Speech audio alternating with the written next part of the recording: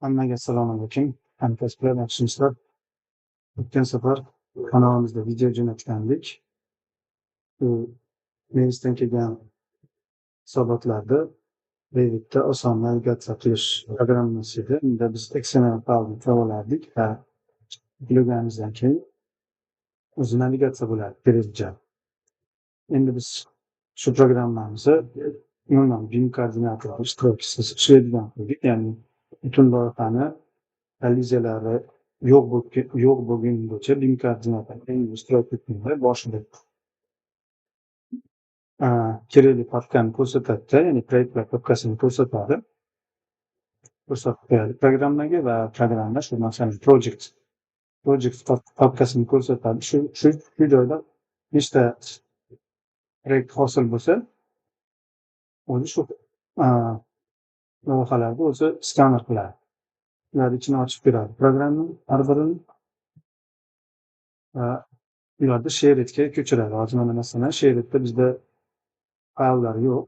Bitta alohida disiplinalar uchun va NVF fayl uchun, Nevis fayl uchun alohida papkalar bor. U programma shu BIP papkasidan barcha fayllarni Shared'ga ko'chirib, ulardan MVC hosil qilib, keyin NVF'ga yig'adi. Xo'p, bu nima asosida bizda ishlaydi? Masalan, biz o'zimizni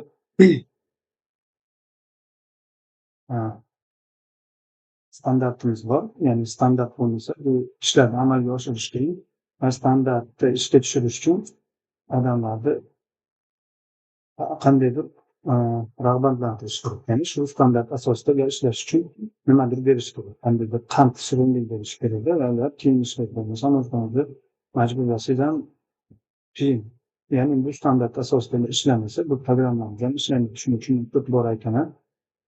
Loyiha tashkilotida o'zini standarti bo'lsa, ancha avtomatlashtirish jarayoni, o'rta avtomatlashtirish jarayonini qilsa bo'ladi. Xo'p, biz birinchi bo'lib nima qildik? BIP hozir tepada ko'rsatgan BIP papkasini posan qildik va bu BIP papkasi faqat shu ijrochini o'zini papkasi o'ziga ko'rinadi xolos. Shared hammaga ko'rinadi, faqat o'qish uchun ko'rinadi xolos. BIPda ijrochi ishlaydi, o'zini fayllarini shu yerda saqlaydi. Va qanday saqlaydi? Buni ham qoidasi bor. Shu asosda saqlaydi.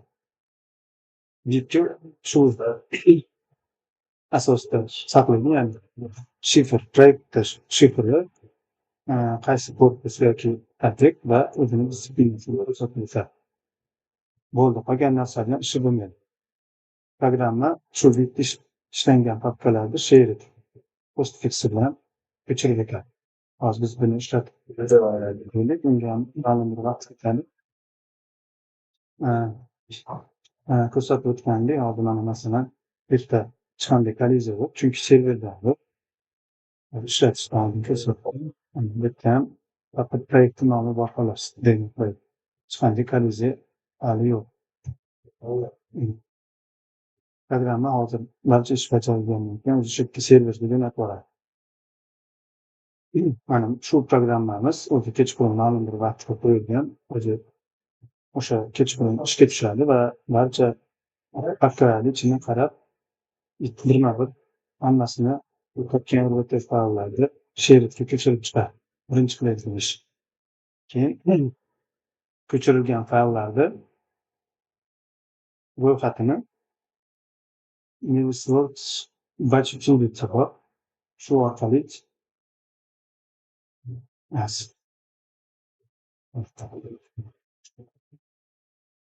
ya'ni ma'lum programma bor, shu orqali o'zi ro'yxatga oladi. Buni ham ishlatsam ham bo'ladi. Agar sizlar ma'lum bir Navisworksda ma'lum bir qismini avtomatlashtirmoqchi bo'lsangiz, shu programma orqali MVC hosil qilishda kechqurun siz ma'lum bir vaqtga qo'yib qo'yishingiz mumkin. Masalan, kechqurun ishlamayotgan paytida 12ga qo'yib qo'yishingiz mumkin. Biz shu orqali hozir buni ham ishlatdingiz, o'zi ro'yxat qilib oladi programma va birma-bir hamma RVTlardan MVC chiqadi birinchi bo'lib.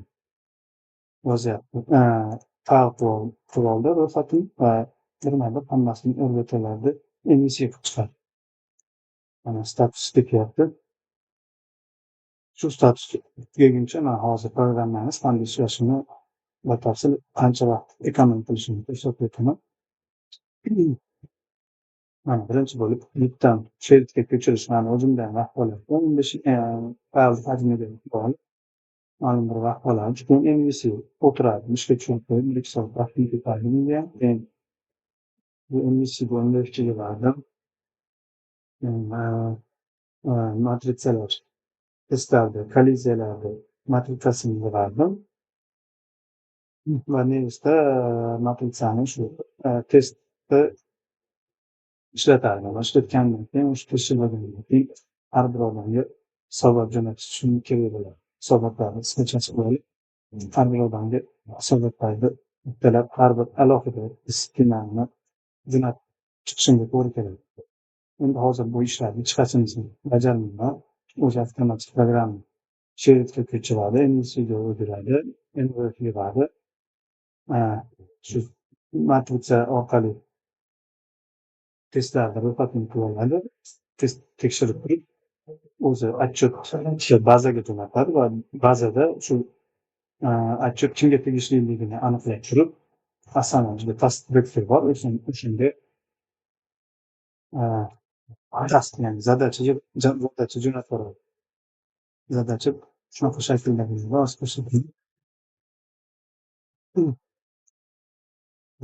ro'yxatni ko'rsak, mana birinchi faylimiz qilib o'tdi. Arf faylini investitsiya qilib bo'ldi. Endi faillarni qilib bizga HVC'ga o'tdi. Xo'p, oxirida programmamiz shunaqa ba'zida shuncha kalima topildi deb kerakli odamlarga jo'natib boradi. Har birini o'zi tanlab. Mana HVC'da o'tkazyapti, ya'ni atapeni ventilyatsiya degani. Bu bizda server qismi va Revit qismida ham ko'rsatib o'tganimdek hisobotlarda oldin XMLdan yuklash uchun faylni tanlaydi yoki undan jo'natishim kerak bo'ladi. ID'ni undan oldin qo'lda tekshirib turib XML fayldan Revitga oqtarishadi. Navigatsiya qilib qaysi joyda ekanligini, endi qiyinku bo'lsa qaysi joyligini topish qiyin. Va statusga agar noto'g'ri kolliziya kelgan bo'lsa yoki nima qilsa, shu statusga yoki menga aytishadi, bu noto'g'ri ekandir yoki nevisda asamada o'zlari ro'yxatda yozib qo'yishadi. Hozir bularga ham vaqt sarflanmaydi. O'zlari загрузить serverga boshladi. Bitta ana nuqtani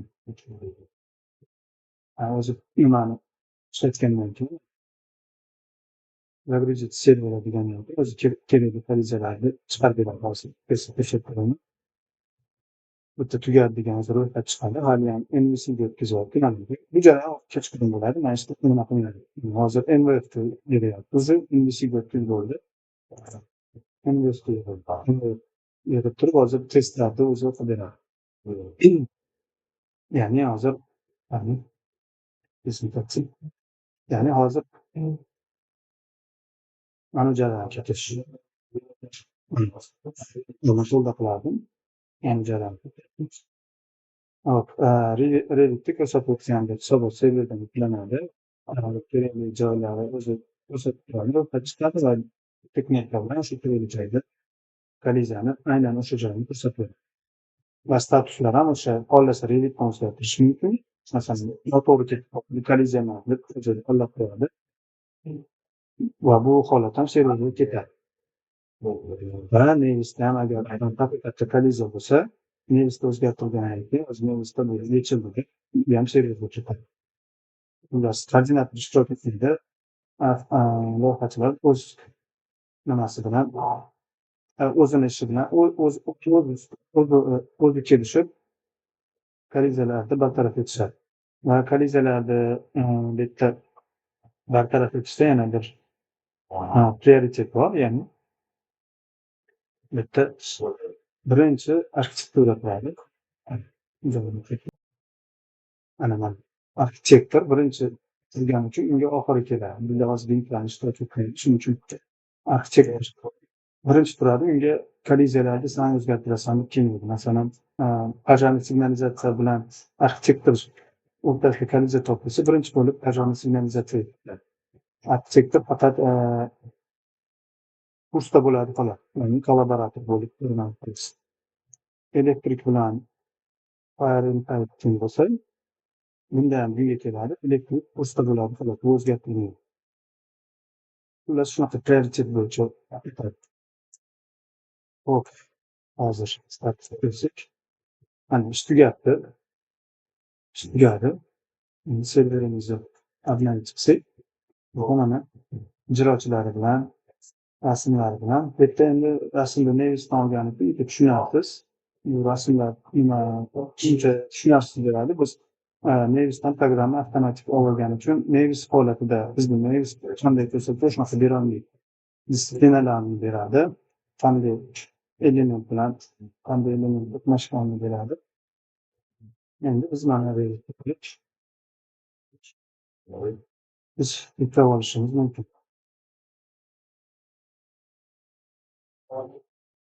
Mana bizga sразу chiqarib beryapti. Bu yerda e'tibor bersangiz, показатель nuqtasi ishlamaydi.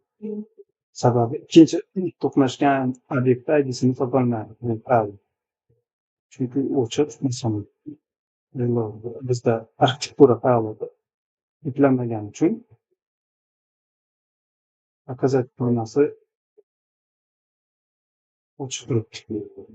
E'tibor bersangiz, bu yerda 46 ta kolliziyalarni ro'yxati chiqqan serverimizda 266 ta. Ya'ni faqat shu HVCga tegishlilarni yuklab olgan xolos. Hozir endi zarur serverlarga boshqa qanday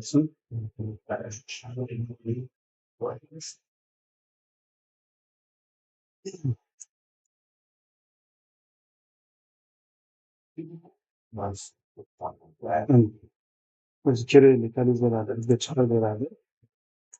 Oxirida o'tirmaymiz. Показательsiga aynan o'sha joyda ko'rsatib beradi. Bu yerda atlasda qolib ketgan. Biz atlasga atlasga qo'yib turib saqlasak, o'zi yana keyingi safar o'zi programma shu protsessda bajaradi. Nevisni o'zi tekshiradi, buni holatini resolve yechilgan yoki ustroningdan o'tkazib beradi. Ya'ni hozir masalan qo'lda qo'yishim mumkin. Отправиться serverga ketadi.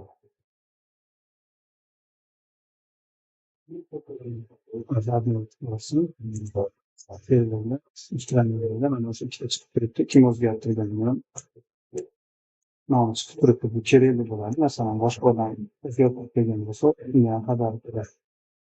Ular mana shunaqa qilib aylanaveradi. Kolliziya tugagandan keyin mana asamagidagi task o'zi yopiladi. O'zi programma sizni kolliziyalar tugadi deb yopilaveradi. Agar yopilmasa har hafta shuncha kolliziya qoldi, shuncha qoldi deb mana kommentariyda chiqadi. Xo'p, mana o'ylagan narsalarni aytib ko'rsatdim shekilli. Endi masalan, revizdan ko'rsatib o'tishim mumkin. Revizda ishga tushirib oling. Aytib o'tganimdek, kolliziyalarni ro'yxati ma'lumotdan kelib chiqadi. Ma'lumot to'g'ri bo'lsa, ya'ni standart asosida bo'lmasa, bu ro'yxatdan kelib chiqadi. Shuning uchun odamlar o'zi majbur bo'ladi standart asosida ishlashga. Shuning uchun aytdim, standart qo'yish, yo'lga qo'yish chiqadi. Ish ancha osonlashadi. Xo'p, mana shu faylni men yig'maganman, programma yozdim. Bu ro'yxatga ham e'tibor bersangiz, nimaga shuncha hamda hozir 0 update bo'ldi. Agar men qilganda mana bu ro'yxat kelib chiqadi. Hozir masalan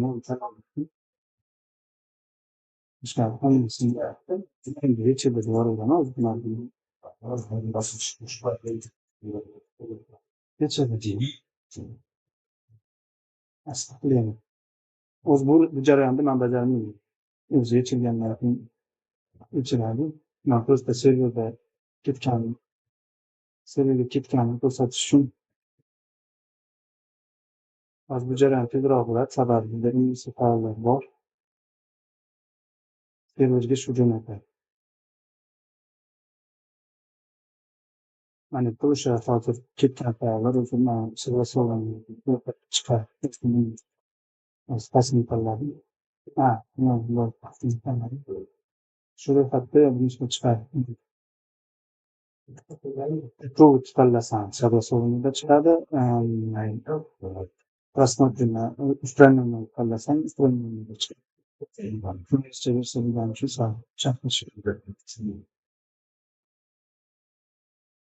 Ana RVT fayllarni inglizchaga o'tkazish jarayoni hozir tezroq bo'ladi. Sababi fayllar o'sha RVT fayllar o'zgarmagani uchun bo'ladi. Buni tezda ishlatganda bilaman. Mana NVF ham tez bo'ladi.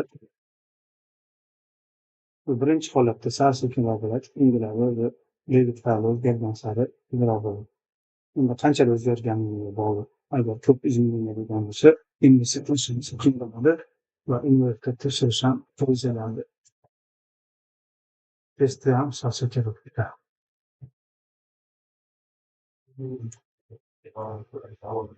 Shu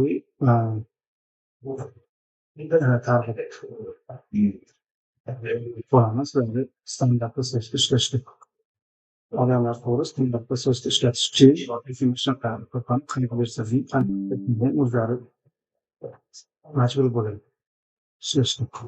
Man masalan majburlaganimda o'zlari kelib qanday yuklab olaman, masalan menga oson bo'lishi bittalar qo'lda nima qilmaydi deyishgani uchun deyishadi.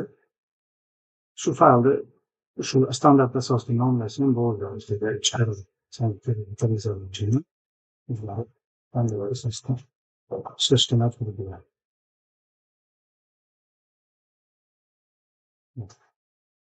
Hozir pauzani bosib qo'yamiz va uchun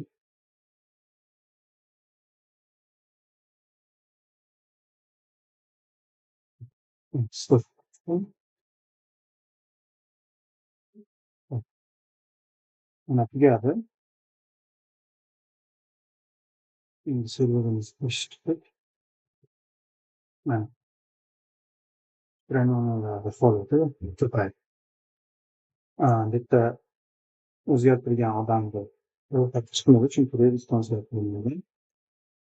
Haqiqatda o'zgartirilgani uchun, ya'ni shu ijrochilardan bittasi o'zgartirilgan. O'sha birinchi odamga ketadi. Bular kollaboratsiyada, ya'ni xabardor bo'lishi kerak bo'lganlar o'zgartirilgandan mana bu chiqadi. Shu odam yana o'zgartirildi. Bitta filtrlash bor, sortirovka bor. Aytmoqchiman, serverdan ishlash, ya'ni ko'rish qanday nimalar qoldilar, ko'zdan lepiling.